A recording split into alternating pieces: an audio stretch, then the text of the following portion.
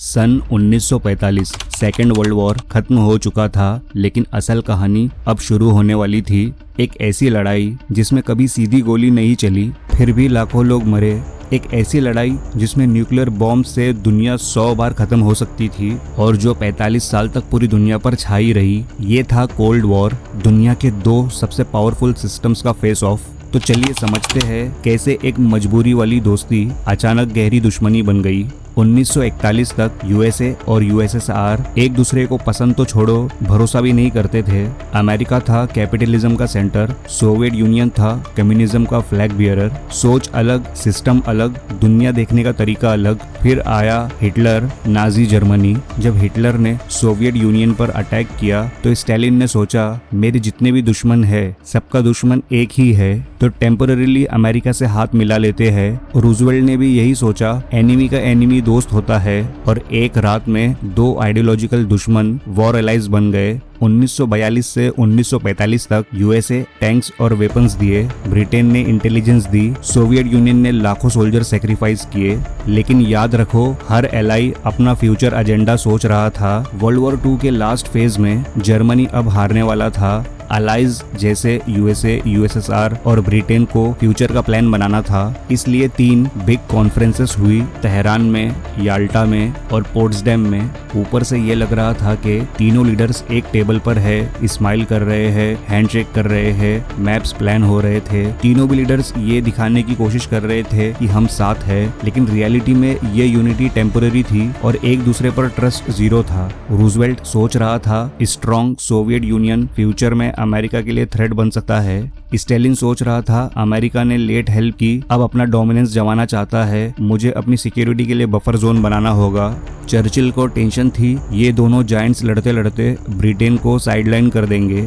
1945 में हिटलर मर गया, जापान ने सरेंडर कर दिया और फिर एक सिंपल रूल अप्लाई हुआ, जब कॉमन एनिमी खत्म हो जाता है तो अलाइज एक दूसरे के सबसे बड़े कॉम्पिटिटर बन जाते हैं। अब लड़ाई थी ग्लोबल कंट्रोल की। 1945 से 1991 तक लगभग 46 साल एक ऐसी वॉर जो डायरेक्ट कभी नहीं हुई। क्यों? क्योंकि दोनों के पास न्यूक्लियर वेपन्स थे। डायरेक्ट वॉर मतलब वर्ल्ड वॉर 3 और वर्ल्ड वॉर 3 मतलब ह्यूमन सिविलाइजेशन का एंड। तो गेम का रूल बना प्रॉक्सी वॉर्स, प्रोपागेंडा, आइडियोलॉजी और इकोनॉमी के थ्रू कंपटीशन। सोवियत साइड बना ईस्टर्न ब्लॉक। स्टालिन ने जो कंट्रीज वॉर में जीती थी उन्हें छोड़ा नहीं, जैसे Poland, Czechoslovakia, Hungary, east Germany, Romania, Bulgaria, सबको कम्युनिस्ट बना दिया। लोकल लोग अपोज करते थे, लेकिन सोवियत टैंक्स के आगे आवाज नहीं चलती थी किसी की। 1956 में हंगरी अपराइजिंग हुआ। हंगरी में लोग उठे, स्टूडेंट्स प्लस वर्कर्स ने प्रोटेस्ट किया। वहाँ के लोग सोवियत इन्फ्लुएंस कम करना चाहते थे और वॉर्सो पैक्ट छोड़ना चाहते थे। इसके रिस्पॉन्स में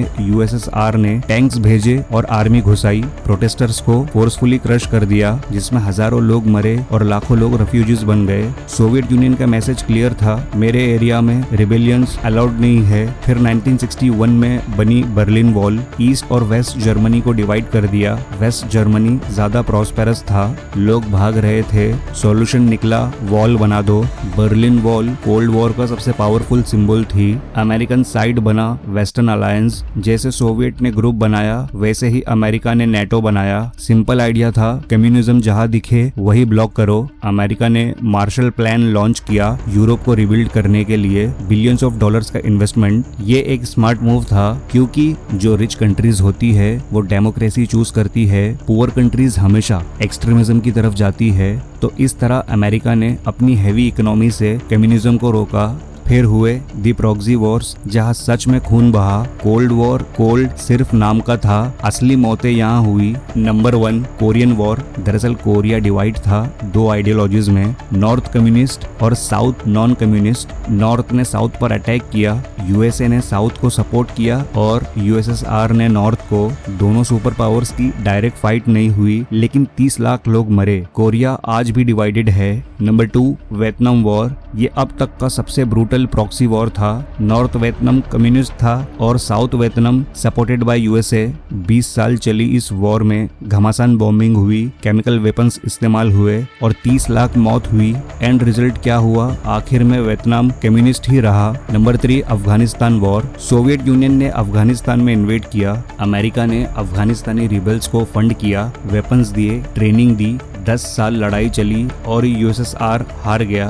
ये डिफीट सोवियत यूनियन के कोलैप्स का मेजर रीजन बन गई। Number 4, Cuban missile crisis. Cuba एक देश है जो यूएसए से सिर्फ 145 किलोमीटर दूर है। 1959 में फिडेल कैस्ट्रो जब पावर में आया तो क्यूबा कम्युनिस्ट बन गया और यूएसएसआर का क्लोज अलाई, मतलब यूएसए के बिल्कुल पास में यूएसएसआर का दोस्त। फिर सोवियत ने क्यूबा में न्यूक्लियर मिसाइल्स रखे।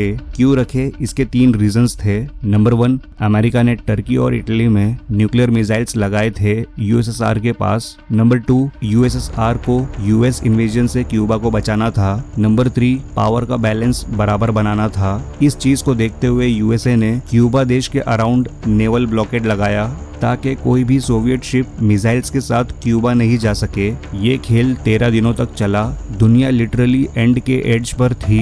एक गलती और न्यूक्लियर वॉर हो जाता। लकीली दोनों साइड्स पीछे हट गए।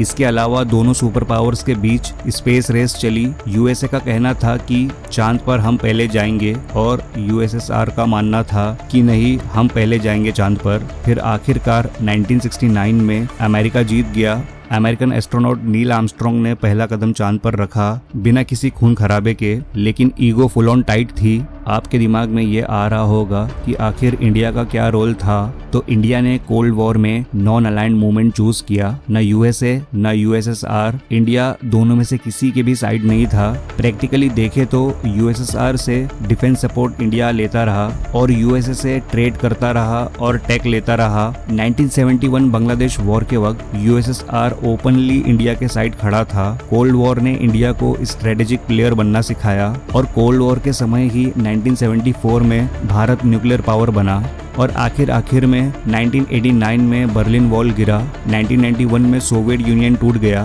इस तरह कोल्ड वॉर खत्म हुआ और यूएसए अकेला सुपर पावर बना। लेकिन कोल्ड वॉर सिर्फ पास्ट नहीं है, आज भी USA versus China, NATO versus Russia, power versus ideology, सब उसी लेगेसी का पार्ट है। कोल्ड वॉर एक वार्निंग है। आइडियाज सिर्फ आइडियाज नहीं होते, जब पावर मिल जाए तो दुनिया का मैप बदल देते हैं। कोल्ड वॉर का सबसे बड़ा लेसन ये नहीं था कि कौन जीता या कौन हारा। असली लेसन ये था कि जब पावर और आइडियोलॉजी मिल जाते हैं तो गन्स चलाना जरूरी नहीं होता। कभी सैंक्शन से, कभी प्रोपागेंडा से, कभी इकोनॉमी से, कभी टेक्नोलॉजी से, कभी दूसरे देशों की जमीन पर प्रॉक्सी वॉर से दुनिया को कंट्रोल किया जा सकता है। कोल्ड वॉर ने हमें ये भी सिखाया कि न्यूक्लियर वेपन्स सिर्फ तबाही के लिए नहीं होते, कभी कभी सिर्फ डर फैलाने के लिए होते हैं। एक ऐसा डर जो लीडर्स को भी सोचने पर मजबूर कर देता है और एक गलत डिसीजन पूरी ह्यूमन सिविलाइजेशन को खत्म कर सकता है। आज शायद यूएसएसआर नहीं है, बर्लिन वॉल गिर चुकी है, लेकिन कोल्ड वॉर का माइंडसेट अभी भी जिंदा है।